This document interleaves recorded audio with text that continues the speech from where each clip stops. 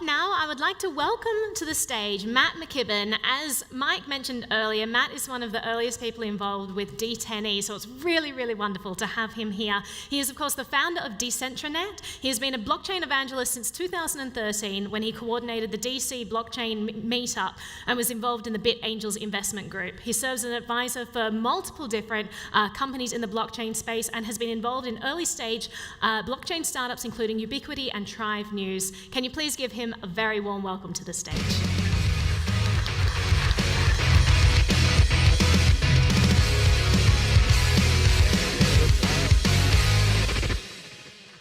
Hey everybody, how's it going? It's good to be back. Thank you, Mike, for the wonderful, wonderful introduction. It's my first time speaking here since I moved to form my own company, DecentraNet, to do advisory services. We focus mostly on impact projects, so we really want to solve the largest problems in the world. So healthcare, energy, healthcare and financial inclusion, things like that. So my title is The Future of Blockchain is Good. We hear a lot about blockchain for good, blockchain for impact, and I wanted to talk a little bit about how this is evolving in the impact space. So as we kind of, new people here may not know this, but a lot of people in this space, they know that cryptocurrencies and tokens allow us to create our own economies. They let us allow us to create our own incentive structures. And humans, by the kind of the laws of economics, they absolutely follow incentive structures. So if we can incentivize the right types of behaviors with money, we can change the world at scale. Blockchain applications, as we've seen before, go way beyond currency and monetary. They go into governance, voting, records, justice, and impact investing specifically is investing that aims to generate specific beneficial or social environmental effects in addition to the financial gain. So impact investments can now be done with token models, which means that we can get more money and more impact. So the UN sustainability goals are something that we all would kind of want to achieve. There's 17 of them here, and the UN and the World Economic Forum have said, let's look at all these ones here and see which ones, oh wait, almost all of them have to do with blockchain at this point. So they're looking at achieving those goals through token models and blockchain there. Specifically, we understand that blockchain is going to affect everything. This is a snapshot of the ecosystem. I think it was actually at the end of last year, so it's not accurate anymore. There's probably double the amount of companies at this point. So the three ones that I'm going to specifically pick out to discuss a couple of the projects that I'm working on with that are the clean sustainable energy, sustainable cities, communities, and I include Liberland and borderless voluntary virtual nations as well, and then responsible consumption and production, which we saw Alex at the beginning doing a massive project in that space. So I recently wrote an article, it was published in Medium/Crypto called Satoshi's Second Gift, Flipping the Proof of Work Energy Consumption Narrative. So if you go to the crypto, Medium/Crypto, you can see a bunch of awesome articles. 75,000 people have subscribed to that one specifically, and so they've got a lot of different good articles. I'm just one of the contributing there. But the premise that proof of work mining is most of the headlines that we see is that it is a proof of waste, that it's using more energy than the entire country of Ireland. And instead of saying that, what if they said, Iceland is investing more money into a transparent financial infrastructure that allows for us to disintermediate all banks and record keepers?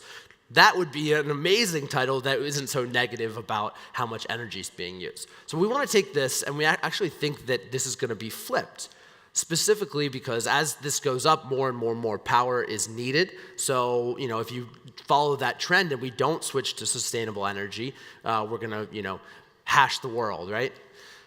However, just last year, the levelized cost figures by Lazard showed that wind and solar were actually the cheapest forms of energy instead of gas combine and all of the things. So we're now at a flipping point. We're now at a tipping point where the cheapest forms of energy are actually the most sustainable.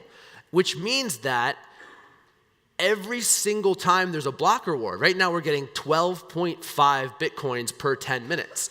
That's actually an incentive, a bounty program on producing the cleanest forms of energy, which are now the cheapest. So we have the ability to, if you're investing in Bitcoin mining companies, they're actually investing in developing the cheapest and cleanest forms of energy. So Bill Tai has a quote here. He's an investor in Bitfury and Power Ledger, and he basically is saying that, I'm not going to read the whole thing, but he's saying that if you're not looking at economic alternatives in terms of green energy, you're not going to be successful moving forward. So as I said, it's $116,000 every 10 minutes for the engineers and the people developing clean energy to figure out how to make it better and cheaper and faster. Off the grid, there's about 1.3 billion people in the dark right now, and the United States energy grid specifically is really dilapidated. It's old. And so this is an incentivization for people around the world to be able to put in off-grid and microgrids. Specifically, one of the companies that I've been working with is called Impact PPA, Impact Purchase Power Agreement. And just a couple of things that they've been doing. They recently turned the lights on in Les Ilois, Haiti, for the first time since 2016. They built a 150 kilowatt microgrid there, and so they had a whole big ceremony, and it's amazing.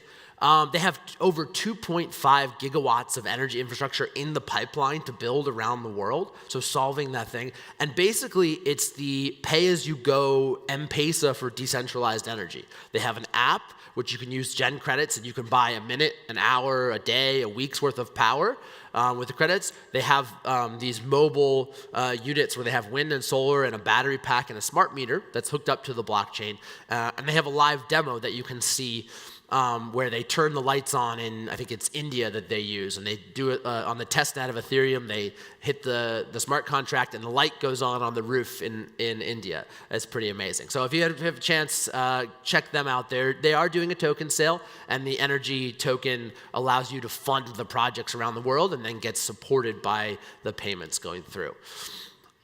We just saw Vit speak on his new jurisdiction. Enabling new jurisdictions is another one of those, sustainable communities and scaling governance applications. So we have the eEstonia program. You can actually register your business. You can get a bank account. You can have different types of governance. Anyone in the world can do that electronically. Culture is another one that's doing it as a borderless. They're not registering to one specific jurisdiction. And then, of course, Liberland. I had to put that up there because Vit's here. I'm working on one with Haven, which is doing a different type of zone. So we're doing a zone called the Administrative, Private, Political, Legal, and Economic. We're calling it Apple zones that have a delegation of authority for everything but military and passports. And the framework that is done is under Honduras law. They've created a ZE, Zone for Economic Development and Employment, but Apple is more comprehensive. So these types of systems will be able to give governance solutions to people that have never had them before. The different types of zones over history, most places have been zoned for poverty.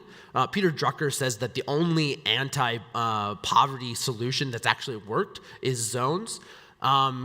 In China, they've actually brought 400 million people out of poverty using special economic zones and testing. So Shenzhen, Zone 1's investment friendly. However, they don't necessarily take into account all the negative externalities from the pollution. Zones 2, they have Dubai, Hong Kong, introduce common law and bring that in. Zone 3 will have much more delegated sovereign, or well, I don't want to say sovereign, governance, and we'll be able to do that.